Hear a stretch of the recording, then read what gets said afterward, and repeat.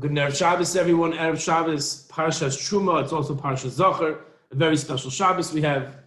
And here's the question I'd like you to ask at your Shabbos tables this Shabbos. Here's the question. The Parsha starts off, Hashem tells Moshe Rabbeinu, V'yikchu li Terumah, tell Klal Yisrael they should take from me a Terumah, they should give a donation.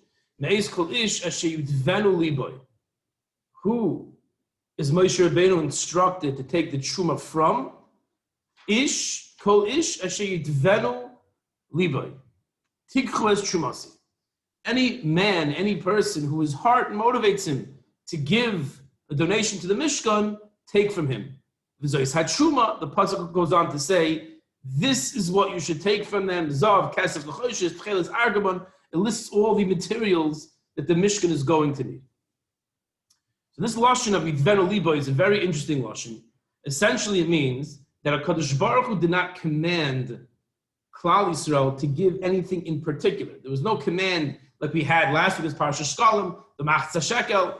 Every Yid had to give a Machzis HaShekel, a half a shekel, non-negotiable. That was what had to happen. It was a tzivoy. We all have to keep Shabbos. It's non-negotiable. You can't decide which malachas of the 39 you want to keep and add another few because you feel those are more appropriate.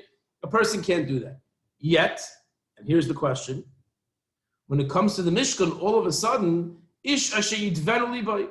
Hashem doesn't say, the Kahanim give Zahav, Leviim give Kesef, and the Yisraelim give Nechoshes. It doesn't say that. It says, you give whatever you want. I'm not telling you, says Hashem, what to give. Ish asher yidvenu liboy.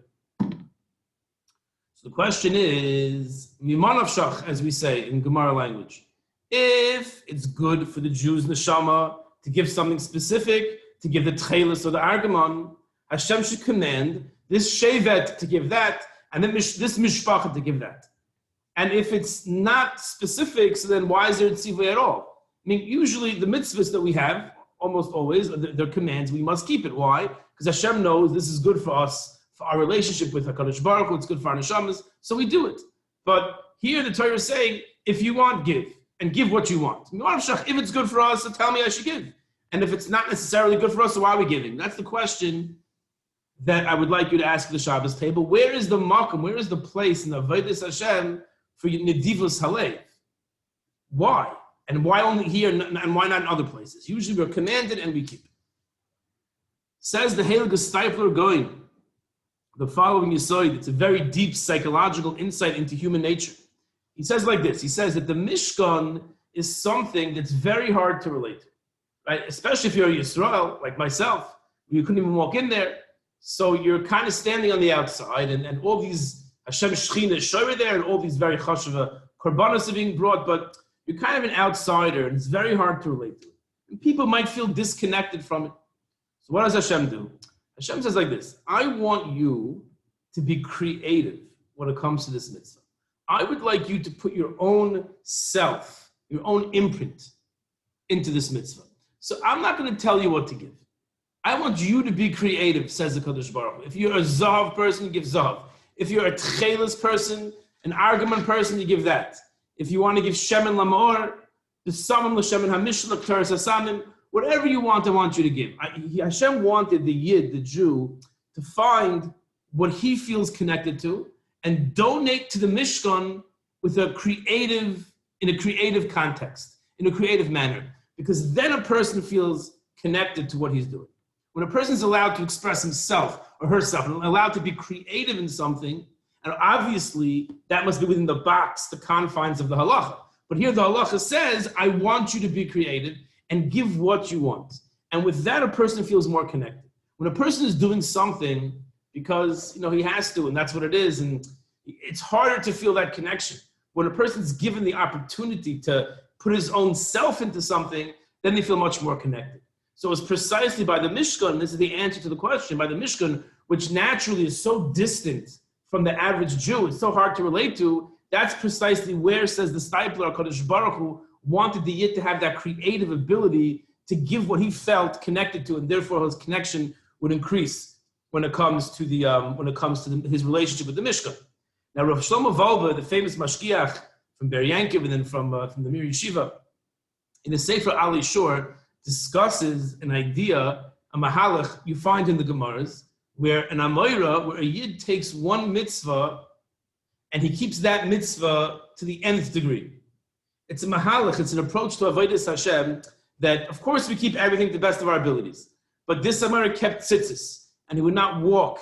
Once his tzitzis string ripped, he didn't move until he was brought another pair. That's not Mikra Din the halacha, but he took that mitzvah of tzitzis that he felt a connection to, and he mamish took it to the extreme. Some people take the mitzvah of chesed, of giving tzedakah, mamish to the extreme, and they excel in that. And there's an idea that every person should pick a mitzvah that speaks to him or her and focus on that to an extent more than the other mitzvahs and make that, this is my mitzvah. When a person does that, to certain creativity, obviously, again, we can't highlight enough times that one must keep all the mitzvahs. But if you make sukkah, if you make tefillin, if you make Shabbos into your mitzvah, so then it's an amazing thing for Avodas Hashem because it becomes now yours. It becomes, you feel connected to it.